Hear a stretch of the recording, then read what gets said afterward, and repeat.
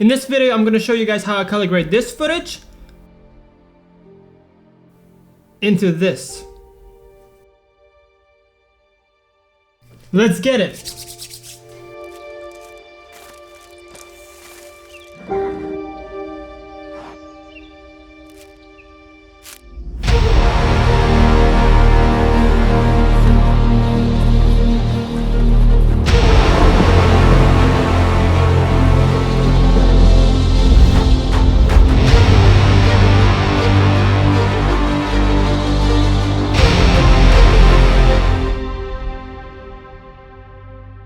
I hope you guys like that little intro that I just made.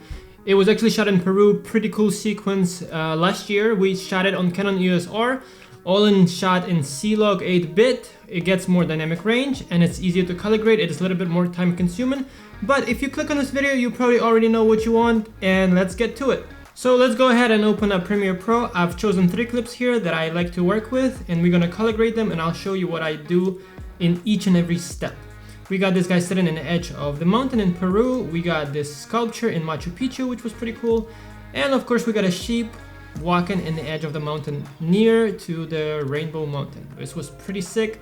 The weather is cloudy. We got a lot of room to work with.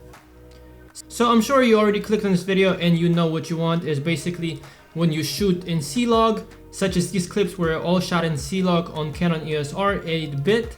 You get more dynamic range, therefore you have way more room to work with, you get better color. It is more time consuming, but you get way better results. So we will be working today with the color tab, which is here on top, which opens up this new tab on the right. And as well, we're gonna work on Lumetri Scopes panel, which is here on the left. If you don't see them, just go to Window, Workspaces, Reset to save layout.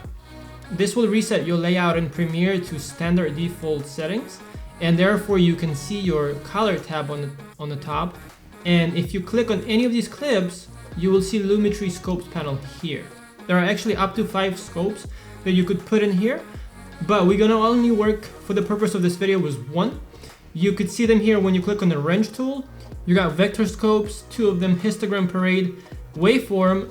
That's the one we're gonna work with, and just to make sure you have waveform type RGB, so it's parade type RGB. Lumetri Scopes in Premiere or any other editing software, whether you're using Final Cut Pro or DaVinci Resolve, is one of the most important color grading tools you get. You might ask, why do we use this if we could just look at the monitor and color grade it ourselves and just by our eye figure out what looks best? But guess what? The next thing you know, it looks good on your monitor, and your friend monitor, it might look different. On your iPhone, your colors will be different again, and you'll be like, why did it look so good on my computer, but it doesn't look good on my friend's computer or on my iPhone? This is where Lumetri Scopes comes in, because basically using this tool, you can scientifically, as I could say, color grade your footage and get the right colors no matter what you see on the screen itself. It kind of guides you and helps you to color grade it correctly. So there could be a bunch of different reasons why it didn't look good first if you color grade it yourself.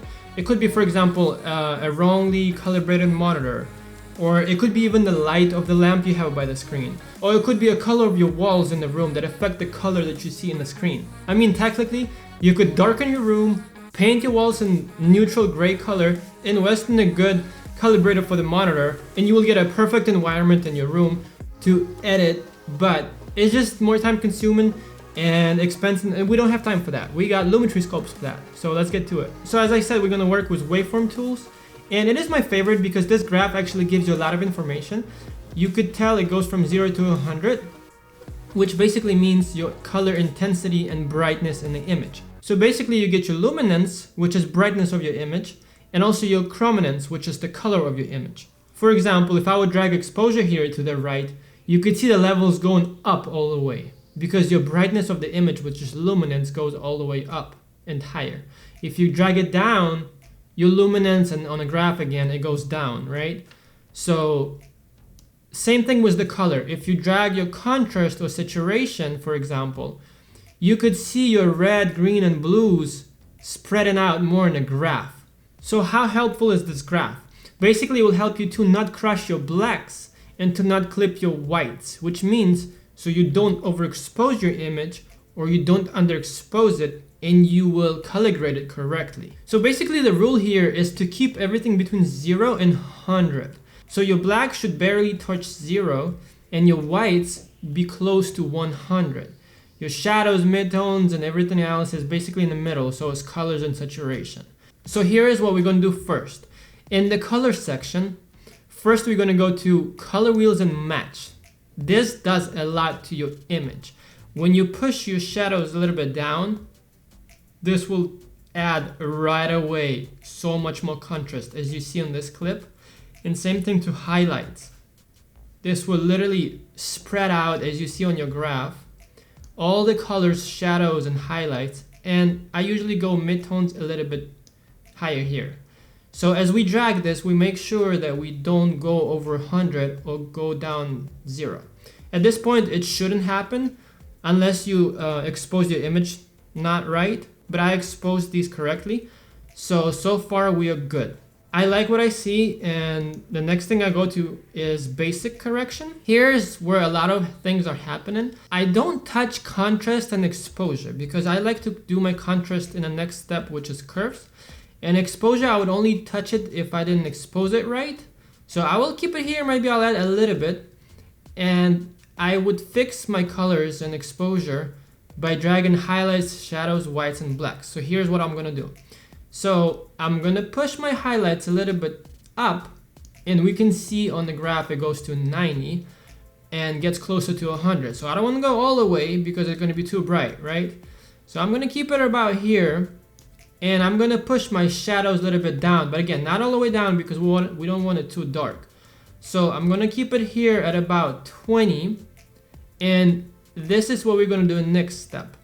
We're gonna push our whites up to 100, and we're gonna push our blacks down, barely touching 0. And this looks already so much better. Now we go to Creative tab.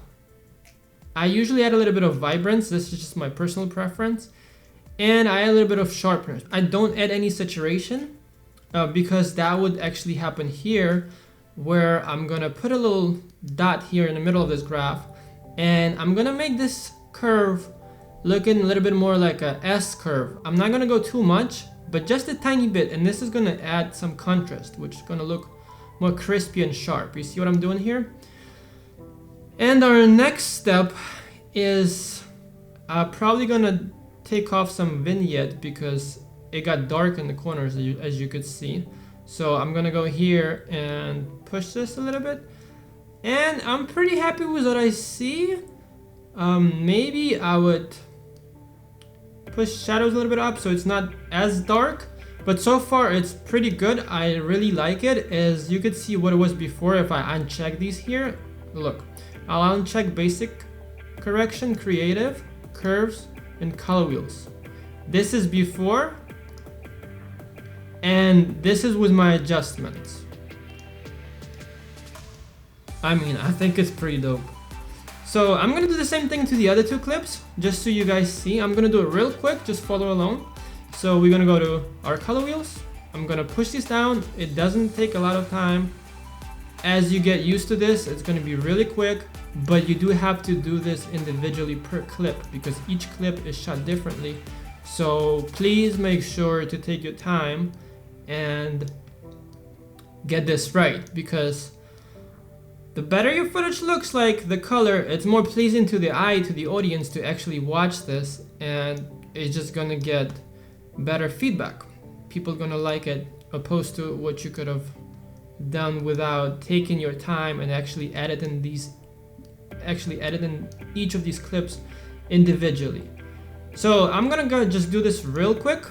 I'm not gonna go really crazy, but you see what I'm doing here is basically same thing over and over, and it's just so cool how powerful these tools are, because just by dragging these, I'm pushing so much information out of this clip. I really like Canon C-Log.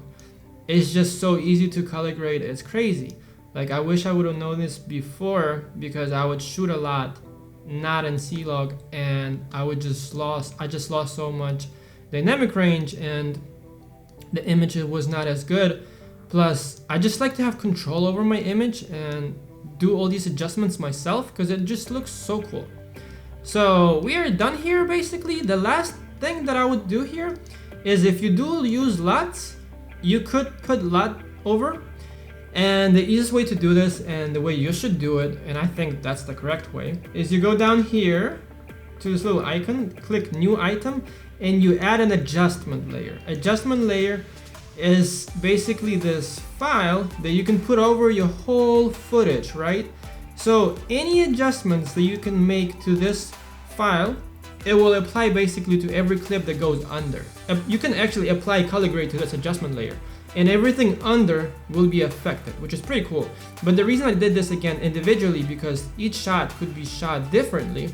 But if you're applying a lot, you can just put an adjustment layer, and here, by clicking on the adjustment layer, when you click creative, you can actually pick your look. So I'm gonna apply the look that I like, and obviously this is too much, so you can change the intensity. So for example, I would keep it somewhere around 60, right? And you can again watch your scopes and make sure nothing gets crushed or clipped. So I am good here, nothing goes over 100, nothing goes below 0. It's up to you. This is how I like to color grade. I think this looks pretty cool just because I like vibrant video. For a different type of video, you might be color grading a little bit different if you want like a clean look. Obviously you wouldn't have as much vibrance in here or saturation, but for this type of video, I think that this looks pretty good. What do you guys think? I think it looks very crispy, and this is pretty cool. But again, there are some exceptions where you could actually go under 0 or over 100. It depends. Their rules are there, but obviously they can be broken, because after all, this is art and we're here just to have fun. So after all, I would recommend to use C-Log to everybody, unless this is just a quick project and you don't have time to go through individual video and actually re-edit each little piece. But this adds so much more quality to your videos. This just looks so good. So good. I really like it. It's so easy to color grade. I hope you guys learned something out of this video. Don't forget to subscribe, like, comment below. Actually, I want to show you guys the intro video that I did. And comment below if you would want me to do a little tutorial how I actually did the sound design for this. Because if you noticed in the video that I played at the beginning, it had a lot of sounds to it, like walking sounds and horses and all that. All those sounds actually fake. None of this was shot with the mic or anything in the scene. I used all my sounds from Epidemic Sound. I'm gonna link this below so you could check out their website. There's a lot of music there that I use, and also all these sounds. It's pretty amazing library. I use it for all my videos. So yeah guys, comment below what you think. Stay home, stay safe, peace out.